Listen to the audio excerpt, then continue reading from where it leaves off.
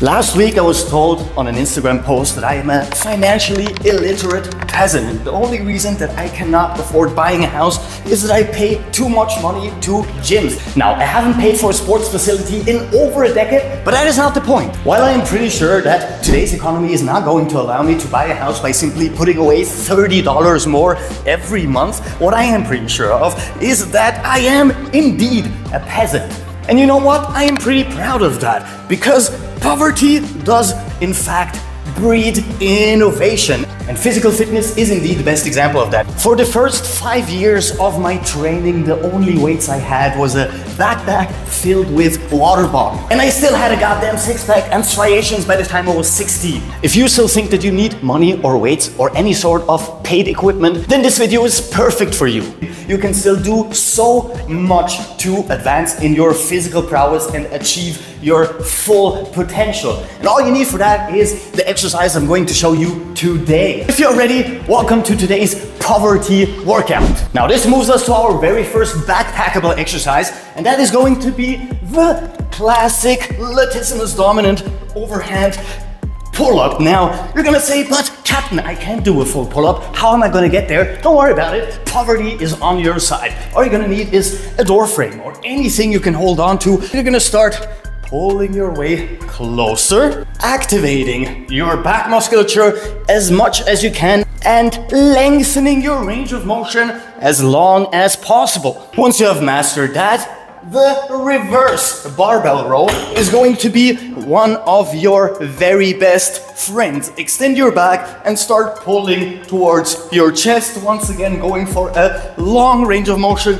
activating your entire back musculature. And the lower you move that barbell, the harder this exercise is going to become. And over time, you're going to have the necessary strength to start working on these kinds of pull-ups. And after that, you're going to put on your backpack to add a little bit more resistance for progressive overload and start pumping out reps like it's nobody's goddamn business. And this, my friends, moves us to our antagonist for our back musculature, which is the chest. We're going to get into a classic push-up position, flare our elbows out slightly, and start lowering down until our chest touches the ground and getting back up again. Now, if this is too advanced for you, you can, of course, bend your legs, put your knees down, and work from here until you have the necessary strength to work from here. And then comes the very interesting part, because there are some variations that are gonna pump your chest and triceps a lot more, and even add some biceps inclusion to these movements.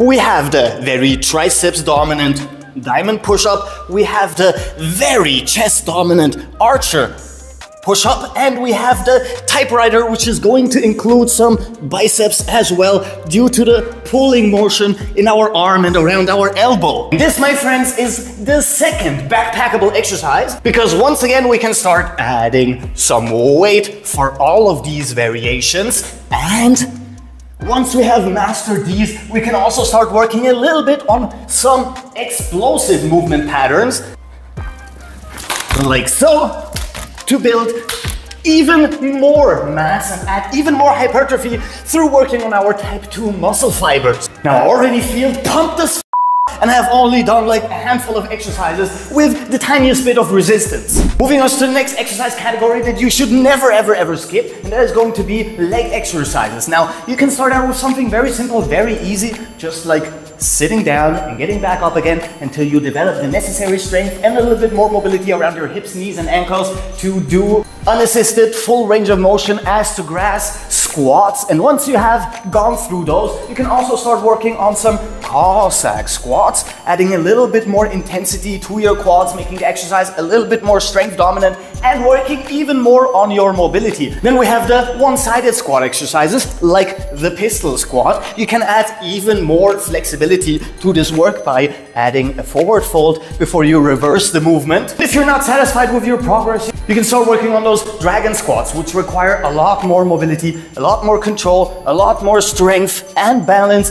And then most importantly, because our legs do need a lot of work to grow and to become stronger, adding explosive movement, for instance, doing classic box jumps to work once again on our type 2 muscle fibers and to add this explosiveness and fast movements that work on building size and building massive strength. Not only that, but working on your jumping capabilities is very important, especially the older you become and the more mobility you lose over time as you age. And of course, all of these exercises are backpackable, and I would recommend starting out with the backpack just so you can get used to it, and you'll also start working your core a lot more to balance out whatever is holding you back. Now, these next two exercises are going to be a must-add if you truly want to build some insane body control, tension, and strength. And these two, while they are backpackable, I would recommend to work on them until you're very good at performing them before you even think about adding resistance, because that is going to lead to a lot of hurt. The first one is a plank, but we're going to go through a progression because this is not what we want to reach. What we want to reach is the lane plank. So what we're going to do is lengthen our body.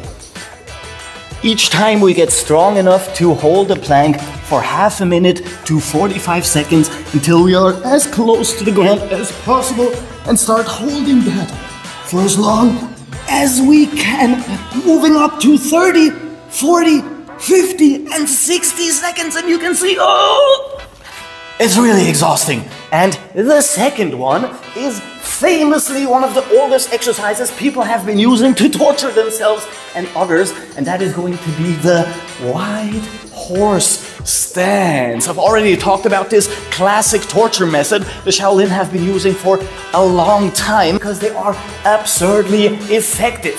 Stand wide, push your knees out, have them following your toes for maximum hip inclusion, and activate your glutes to pull your legs out. And you can see I'm already losing control because today was deadlifting day and my legs are pretty darn Try and hold these for a full minute each, and once you have mastered that, and once you have added that multiple times over the course of a week to your workouts, you're going to be building some insane body control and mind-muscle connection that's going to rival anyone who works with heavy-ass weights. Now, here are some accessory exercises for quality of life improvement. The number one of these exercises, and by far one with the most benefits, is going to be the decompressive passive dead hang. All you need to do is grab onto a pull-up bar. If you do not have a pull-up bar, you can hang yourself from a door frame. Okay, that was very badly worded. I don't mean hang yourself from a door frame. Just grab onto a door frame and start lowering into this passive hanging position, decompressing every single joint, tendon, and ligament in your entire body. Not only do they feel absolutely amazing, you have the added bonus of strengthening your forearms, strengthening your grip strength, and pretty much releasing all kinds of tension surrounding your entire body, especially your lumbar spine, where a lot of people develop a lot of problems the older they get and the less they work on their spinal mobility. And the second one is going to add a lot of body tension, a lot of body control and strength, and that is going to be this exercise. We are going to get as close to wall as possible, and we're going to start swaying from the left to the right. Not only are we working a lot on our core strength, we're also working a lot on our balance, arm strength, and full body tension. And once you're strong enough, we're going to move to shoulder taps. Grab hold, slowly, carefully switch, grab, hold, and repeat for a handful of times. Get down, take a short break, and do another set. These two exercises combined, while they do build a little bit of strength, they are more about getting this mind-muscle connection together with decompression and relaxation around our joints, our tendons, and our ligaments, because while getting bigger and stronger is an amazing thing to work on, over time you're going to notice that it's missing a little bit of other things that are going to help you stay healthy.